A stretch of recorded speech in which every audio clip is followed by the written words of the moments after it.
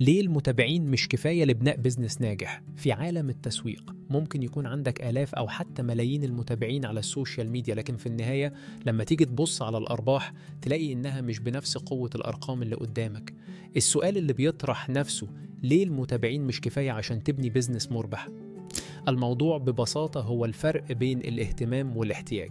المتابع بيهتم، العميل بيحتاج حل. المتابع ممكن يحب يشوف المحتوى اللي بتقدمه، يتفاعل مع بوستاتك ويسيب تعليق أو لايك، لكن ده مش معناه إنه مستعد يدفع مقابل الخدمة أو المنتج اللي بتقدمه.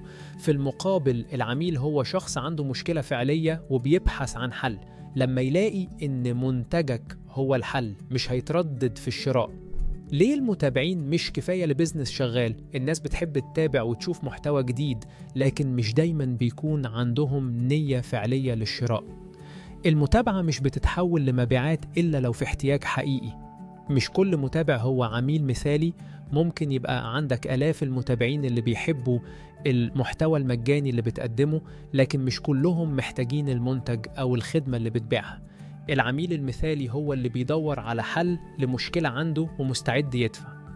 لو كل اللي بتقدمه هو محتوى مجاني بدون أي رحلة واضحة لتحويل المتابعين لعملاء، فأنت بتشتغل على بناء مجتمع مش ضروري بيزنس، وده مش عيب. الخلاصة، المتابعين مهمين، لكن العملاء هم اللي بيخلقوا بيزنس حقيقي.